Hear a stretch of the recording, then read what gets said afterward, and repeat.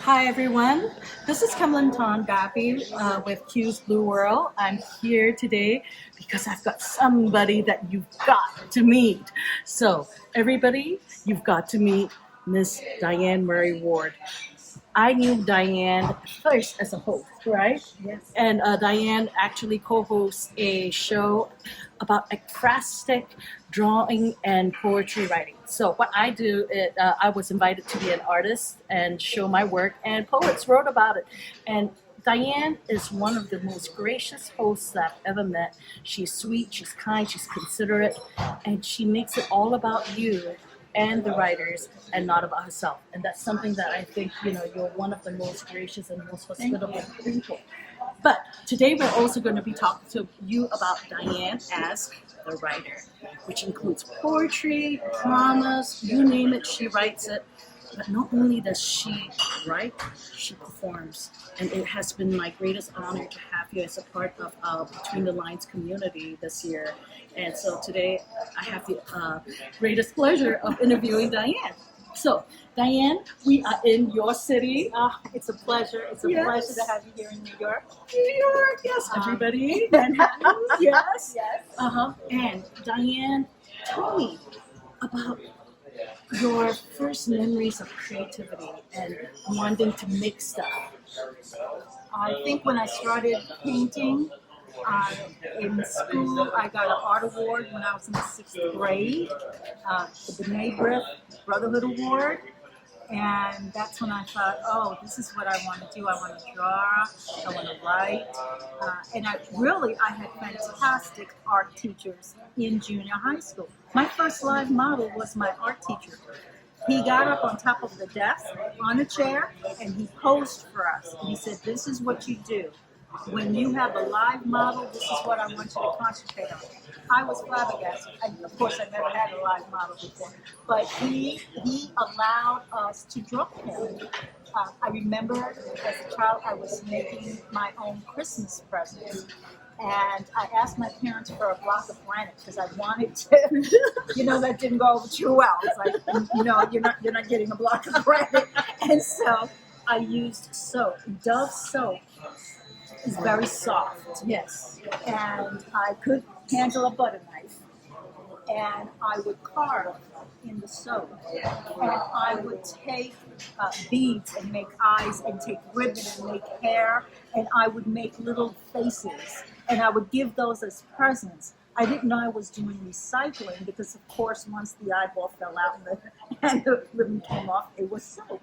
You could use it. Wow. But that's like one of my earliest memories of me making these gifts, Christmas gifts, with Dove soap that I was carving and which was safe. My parents were good with that because I wasn't getting a block of granite. And so, let's be real, they weren't going to do that. But I found another way. I was still able to be creative. I found a vehicle that kept us all happy because Diane was sitting there carving her soap shavings onto the table and then everybody happy. So, when there's a will, there's a way. And then when I won the art award, I decided that's what I wanted to do. I developed a portfolio. Unfortunately, I didn't get into the school that I thought I would get into for art, but I got into another specialized high school.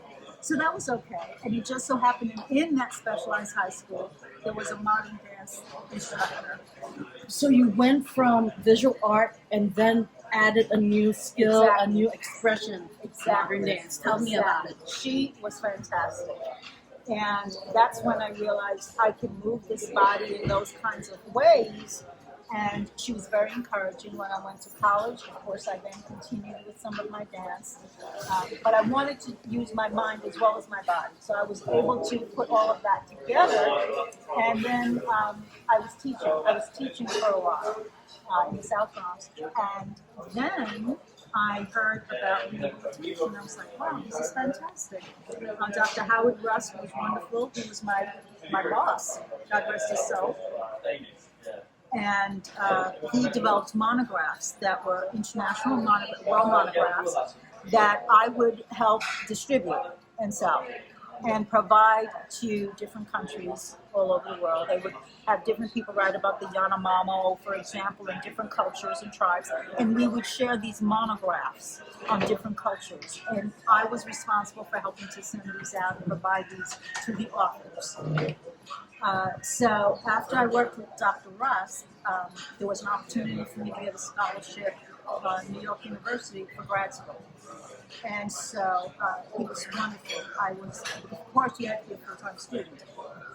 So I slept part of the time where the World Rehab had an office on 33rd, right off of First.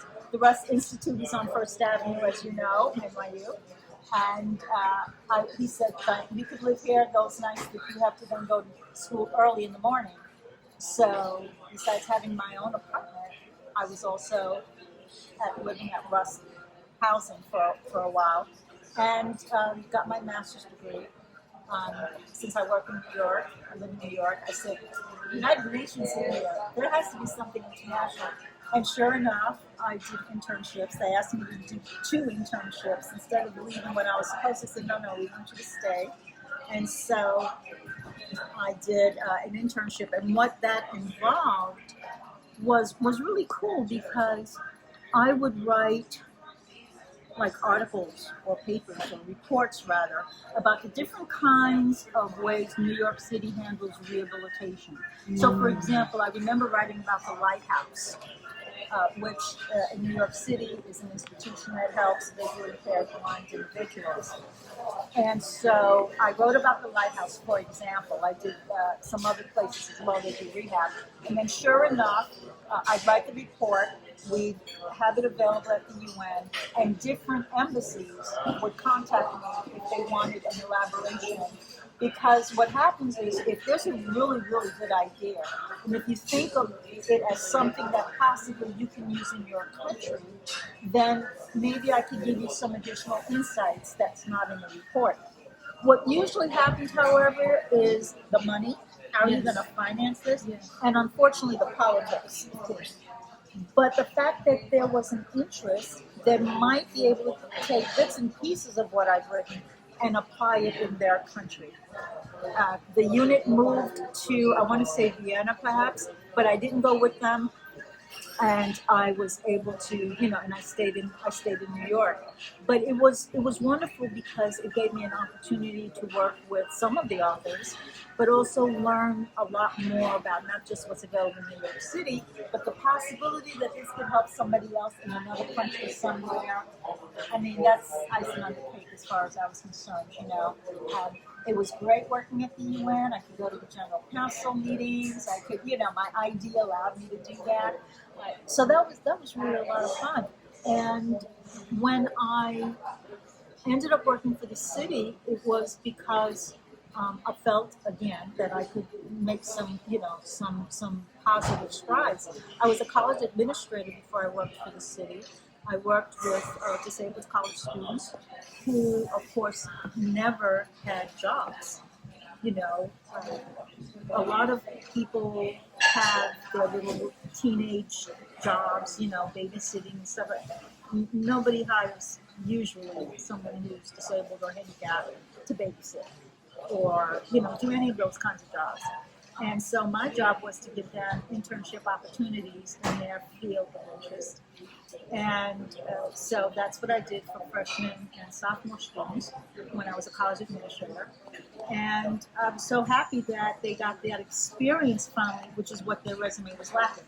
Right. So while you can have the academics, if you don't have the experience to back it up. Absolutely. So again, all of these things, and then I worked, for the city for many, many years. So there's a lot of experience and everything to go along with all of that. And now, and so when you look back, you say, wow, there's a lot of things I can learn about. And the people and the situations that I was in each one of those junctures in my life. I was fortunate that I was allowed to be a high school medical intern at NYU. And again, that gave me a lot of experience because I faced, some racism, of course, throughout my entire life. I mean, and so but the way I handled it, I thought was well. I thought my parents handled those situations that I was in very well. Very supportive. My siblings and I are still very close. We've always been. So I'm fortunate that they're sane like that. I am blessed. When you have sane siblings, it's a blessing. And so I've appreciated that. And we're able to support each other. And we're each very, very different from the same mom and dad, raised with the same mom and dad. And we were raised in an intergenerational house. So I had my uncle, my grandma. For us, that's the norm in my culture. And so it was just natural for us to have generational people in the house. My parents went to college, so we had their college textbooks and encyclopedias. I used to read the encyclopedia. I thought that was fascinating to me, So that interest in books, I've always loved books. I can't get into a tablet because I like the feel of a book. The feel and the smell. Oh my gosh, there's just nothing like it. So, I'm a books person. I like to have books around. So it's only natural that maybe I thought I could write some and be in some. And so I'm in a few anthologies, thank God. I just got one in the mail yesterday that I'm in, so I was able to get that. Congratulations. But it's always exciting.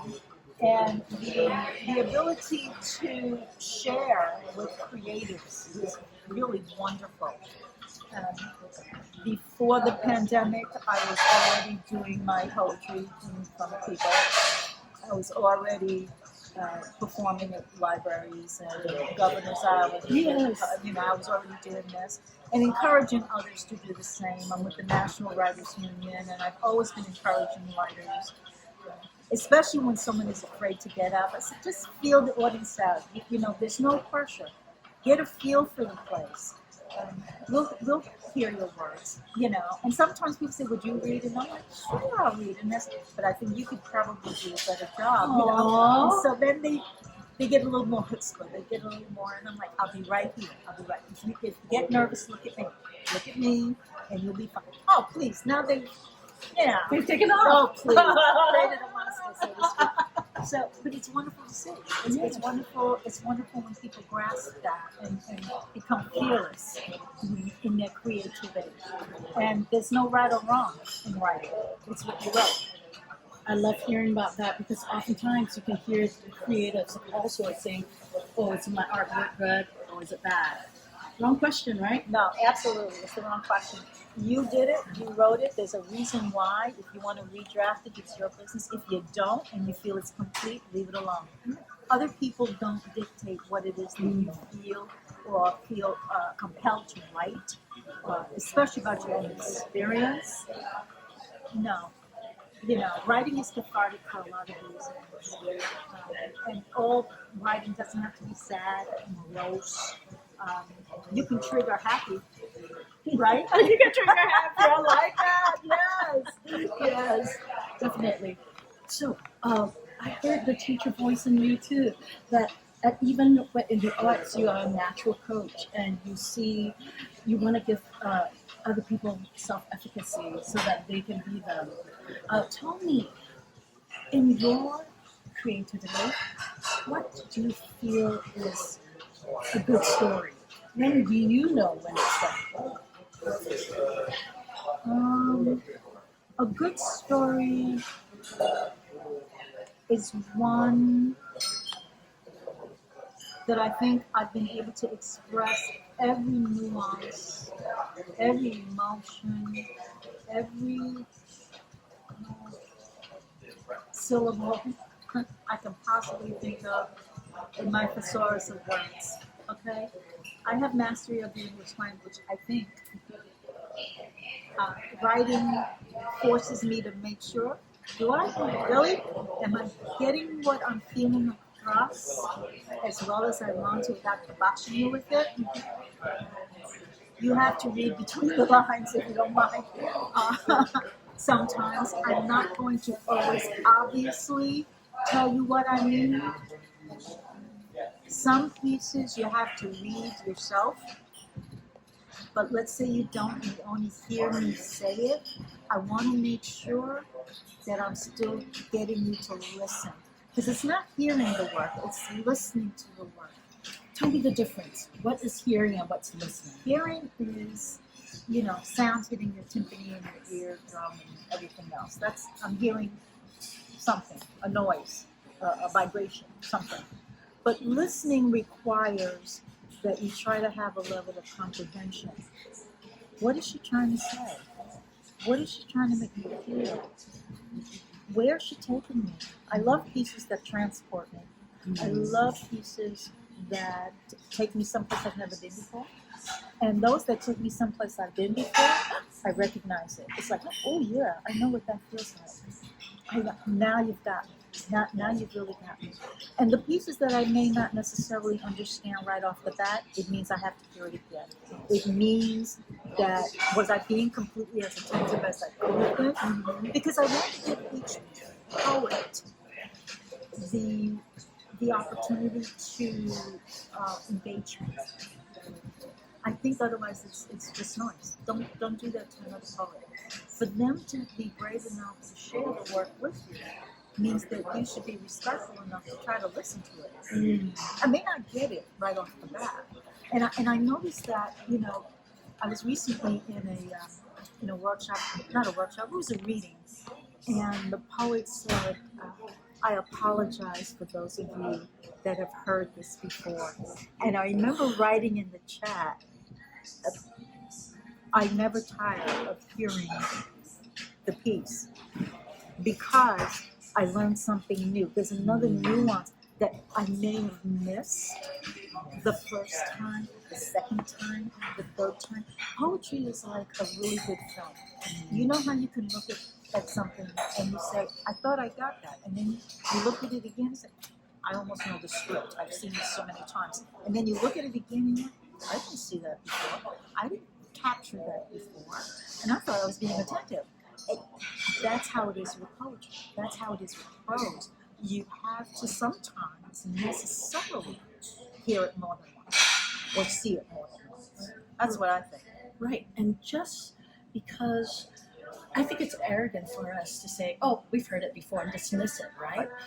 It is the viewer's responsibility to say, hey, you know what?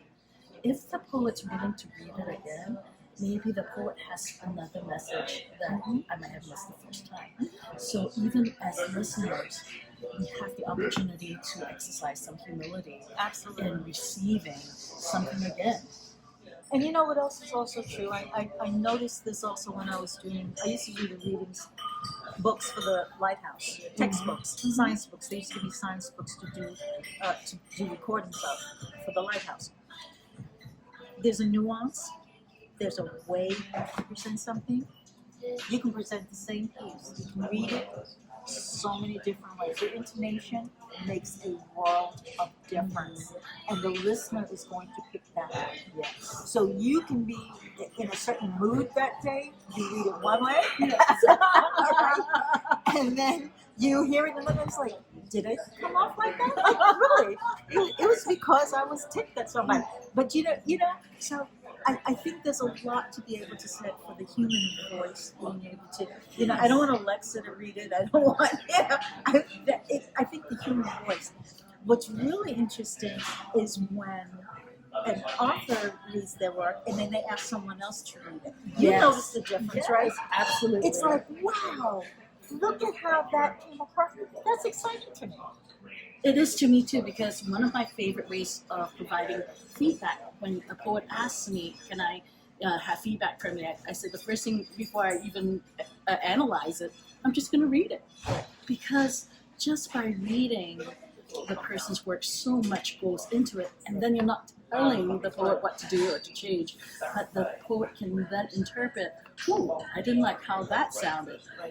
And it gives people the opportunity to be, to do their own revision. You know, when I first realized that, God rest his soul, Frank Silvera, he's a wonderful actor, writer, director. He had a workshop here in New York, Frank Silvera's Writers Workshop. And that's where I met Miguel Algarin, actually. From yes. When I saw a young picture of Miguel Algarin, I said, wait a minute, I know him. And it was like, Listen, Killer. Well, I knew him from Frank Silvera's. What Frank Silvera used to do, playwrights would bring their work, and then actors would read it. And it's so interesting because what you write doesn't necessarily translate the same way when the air hits it. Yes. And that's another thing that you realize. But I knew that from the writer's work, from the playwright's workshop, that with Frank Silvera, he would say, please, just read it. And because I did some acting, we would read the parts. We would do it, and the playwright would sit there and say, wow, it gives a whole completely different intonation or feeling or vibe or something, but it's the same words. It's the words you wrote. I'm reading what you wrote. Right. And I think I only did it once, but I kept going to encourage. Yeah. Because, the writing community can be very lonely if you're not careful, if you're not too careful. It's nice to have support. It's nice to know that there are other people around. I personally like quiet. I like being alone. I like being able to just write and read and do all of that. I don't need a crowd. But every once in a while, it's nice to get some feedback out of your head, out of your head. And when you have a nice, supportive community, not non-judgmental, just listen to what I say and say, wow, click or applaud or say, wow, we'll put fire signs up in the chat. Lit, it's lit. You lit the place up. I mean, that's really great. Yeah. And it's so nice that something that means so much to you is getting a response from somebody else. And so the circle is completed. Absolutely. Yeah. Oh, so excited. So now I have a question for you. What advice would you give a new artist, a new writer, a new poet? To continue to write. Don't be discouraged. I used to write on little scraps of paper. I have pen and paper in my pocketbook. I travel with pen and paper. You never know when the muse is going to hit. I could be on the subway. I can be on the bus. It doesn't matter. I could see a flower, and all of a sudden I want to write about the color of that flower. I'm inspired by. I don't get writer's block. I don't understand what writer's block is because I can write about everything, and I just find that exciting. So I'm hoping that anybody who's a new writer realizes they've always been writing. Maybe they kept it up here and didn't put it on paper, but don't be afraid. Don't be afraid to write it. Write it on napkins. Write it on menus. Write it on whatever you want. That's how a lot of writers write. Anyway, you don't have to have a notebook from Barnes and Noble and a special pen, unless that's what moves you, right? Just write and be happy with what you've written. Don't overplay, overjudge, over-criticize. Sometimes I write so fast that I can't understand my own handwriting, but I knew it was good. What was it? That's not the word. I can't even read out, and y'all turn it. What was that word? Then I'll leave it alone. Okay, the word was, take the context of the sentence and then try to figure out your own handwriting. Play a puzzle with it. The other thing is, some people keep a notebook by their bedside, right? Because you never know when you're going to. Some people get inspired at 3 a.m. But if you're afraid to do that, keep a tape recorder by your bed. Sometimes people will speak before they will write. And just get the thought out. However, you will find the method that works best for you. There's no right or wrong method because you're not right or wrong. You're not right or wrong. Diane Murray. Okay, Diane, is there a question that you have for the mermaid? Oh, so many questions. I don't think you have enough tape. I don't know. Where do I begin? You just get one. Oh, I'm not a God. genie. You don't get 3. You had me fooled with the hair. Okay, so why do you do this? A year ago, in October, I was hospitalized at the Mayo Clinic. Just before that, I was on the wait list to get on the transplant list for my liver. And when I got out of the Mayo Clinic and I got a chance to have my life again, I asked myself if I had so many days left, what do I want to do with it? Mm-hmm. And I remember having a vision when I was 8 years old, and I woke up crying, seeing all these faces, children's faces crying. And I asked God, why are they crying? And he said, because they don't know they're loved. And so that image came back to me again. And since the world of poetry and art came back to me, I wanted to go around the world and create spaces where people's inner child can be acknowledged and maybe even grow up sometimes, you know, so that the chances that I've gotten, I want to share with other people as well. You need to know that's a domino effect. You know that, right? You know that when you do something from the heart that is so genuine, there's a domino effect. And that kind of love is duplicated over and over. It's multiplied over and over and over again. And that was not your intention. You came from a nugget, from this idea, this dream, there's a reason you have it, and there's a reason that you do this, and it is multiplied several times over. So you're fulfilling what God wants you to do, sweetheart, because that's why we're here. That's why we engage. That's why it's necessary for us to listen to that inner voice, and because we still have the opportunity to act on it, like you said, you recovered, you were able to do this. That's a blessing of itself. And for all of the headache and heartache and everything else that comes in between, that's nothing. That is small. That is small in comparison to what you're able to achieve, which is infinitesimal, you know, to the nth degree. Exactly. To the nth And degree. that is so exciting for me because I'm seeing people of all ages. I mean, in our Between the Lines community, we have a 19-year-old and we have people who are in their 80s. Right. And we're all intergenerational, right, in the same space from different cultures, Right. and different socioeconomic statuses. And yet we are all doing the same thing, which is sharing, writing, sharing our hearts, performing, listening to each other, and affirming. And you know what's really, and it reminds me of something when you say internationally. You know, the pandemic is horrible, but I've met people from all over the world that I otherwise would never have met if otherwise, unfortunately. But this is how Zoom. Thank God for electronics and all of this, that we're able to do that. One of the things I did as a teacher when I was when I needed a mental health day from my full-time job, I would take a sick day and I would run the International Film Forum for children. So the International Film Forum was a program that I did where I brought foreign language films to the classroom for children. And my thinking is that if children learn, children are the same all over the world, but it's just language that makes a difference. I want you to learn how to read captions. And they learned how to read caption films. And every once in a while there'd be a child in the room that was their language that was spoken at home. And they would get so excited and they tried to translate before the captions. And I said, no, wait.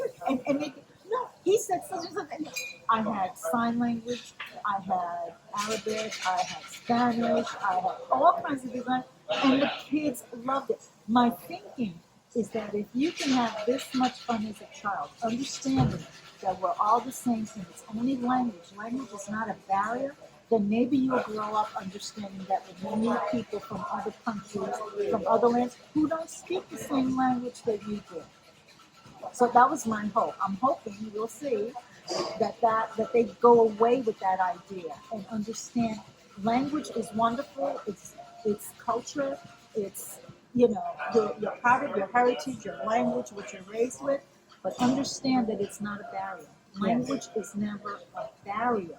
So they loved it. I would show up at the school and say, the language lady said, they wouldn't remember my name. The language lady, and then the school had like 5 floors, and then before I even got up to the second floor, the whole school knew the language lady's here, you know. And I did it with kindergarten through 8th grade. And they loved it. And the principal gave me carte blanche. Said, Diane, these are the grades that are waiting for you. Boom, boom, boom, boom, boom. And I would just spend the whole day. But I think children, are the key to getting us out of a lot of the mess that we have. Yes. And I think getting them to understand that we're all the same. We may pray differently. We may dress differently. We may speak differently. We eat different foods, which is exciting, right? Yes. But we're all the same. We really are. And maybe children can teach adults. There's that possibility. Unless you are like a little child again, it's hard to receive the kingdom of heaven. Right? I mean, and perhaps that's one of the reasons why I do. Back to my question, why do I do what I do? If we can access our own inner child, if we can humble ourselves and celebrate that child in us again, we might be willing to learn. We might be willing to listen and to realize that language is not a barrier. But only if we let it. If we let it be. Yeah, we let it be. But no, that's not true. You can do that. And that's what I've seen. I've seen the beautiful work that you've done. You perform sometimes from the voice of a child. And it's amazing. Thank you. When she performs a character, you're immersed. You forget this is Diane Murray Ward. You suddenly find yourself in the space of a 5-year-old or a 10-year-old or an adult, because she gets into character of the voice that's being portrayed. That kind of empathy in your performance inspires me to want to write and to own the voices that I write in. So I mean, I hope that for those of you who are watching this interview, that as you write, as you create, that you too feel inspired to really immerse yourself in the characters that you create and your work. So I have one last thing I would like you to close out with. You are speaking to our audience from around the world. What is a word of wisdom or counsel that you would like to leave with our world? Have faith in yourself. Be honest. Have faith in yourself. Be honest to your emotions. It's not wasted. There's a reason you feel that. Have faith in yourself. You'll be fine. You'll be fine. We'll listen. You'll be fine.